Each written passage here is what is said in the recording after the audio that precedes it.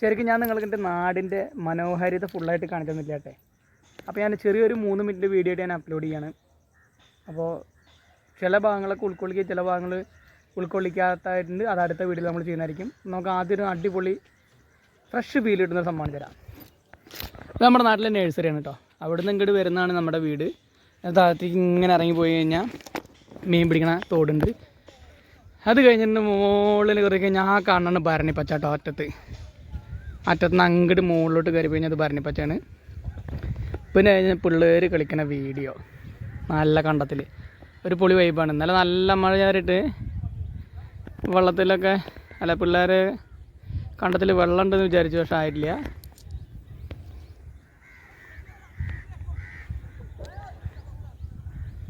ടെന്നക്സിൽ ഇത്രയും കിട്ടുന്നുണ്ട് അല്ലേ.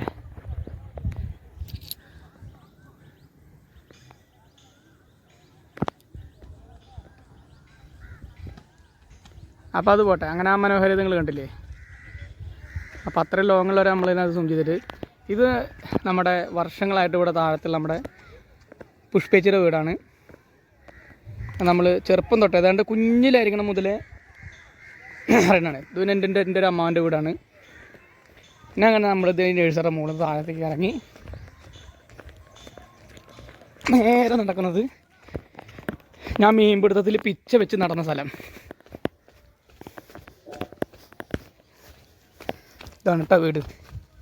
നല്ല അടിപൊളി, നല്ല രസം. അങ്ങനെ ഇവിടെ നിന്നിട്ടൊക്കെ ആദ്യം ചീട്ട് കളിച്ചിരുന്നത് നമ്മൾ. പിന്നെ ചെറിയ സംഭവം ഇതാണ് തോട്, കല്ലടി തോട് എന്ന് പറയും. അങ്ങനെയൊന്നല്ല, വർഷക്കാലത്തുള്ള ചെറിയ സംഭവം ഞാൻ അതിനകത്ത് ഇടാം, കട്ട് ചെയ്തിട്ട്.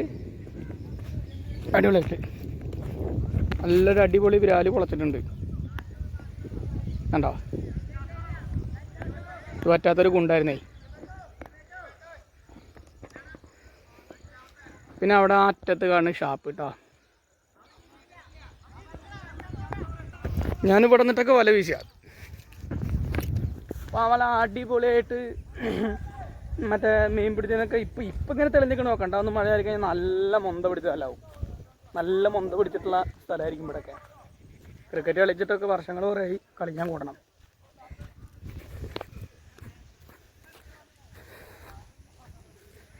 ആ അറ്റത്ത് അവിടെയാണ് കേട്ടോ കള്ളി ഷാപ്പുള്ളത്. ഇപ്പുറത്തെ ഷാപ്പിൽ അത്ര നല്ല കറികളൊന്നുമില്ല. വല്ല പുഴുങ്ങിയ മുട്ട, കടലക്കറിയോ അങ്ങനത്തെ എന്തെങ്കിലും ഐറ്റംസിൽ മാത്രമേ ഉള്ളൂ. പിന്നെ ഹിന്ദിക്കാരാണ് അധികം ഇപ്പോൾ മൊത്തത്തിൽ. കശുവണ്ടി ഉണ്ടോ ഉണ്ടായിട്ടില്ല. ഏപ്രിൽ മാസം കഴിഞ്ഞൊന്നും ഈ കശുമാവ് അറിഞ്ഞിട്ടില്ല തോന്നുന്നു. അപ്പോൾ പൂവിട്ടിട്ടുള്ളൂ വേണ്ടോ. ഇത് ഏപ്രിൽ മാസം കഴിഞ്ഞെന്നുള്ളത് ഒറ്റ കശുമാവ് അറിഞ്ഞിട്ടില്ല. പിന്നെ അത് തന്നെ നമ്മുടെ അപ്പുറത്ത് പണ്ട് ചെറുപ്പത്തിലൊക്കെ സ്കൂൾ കട്ട് ചെയ്തിട്ട് വന്നിട്ട് ഇരുന്നിരുന്ന പറമ്പാണിത്. പറമ്പിൻ്റെ ഓണറൊക്കെ മരിച്ചു. പുള്ളി നല്ലൊരു കൃഷിക്കാരനായിരുന്നു. ഇനിയിപ്പോൾ ആ കൃഷിയൊക്കെ നശിക്കും, കാരണം അത് നോക്കി നടത്താനൊന്നും ആരുമില്ല തോന്നണം. പിന്നെ അങ്ങനെ നേരെ വന്നിട്ട് നമ്മുടെ ഗ്രൗണ്ടിലേക്ക് എത്തി.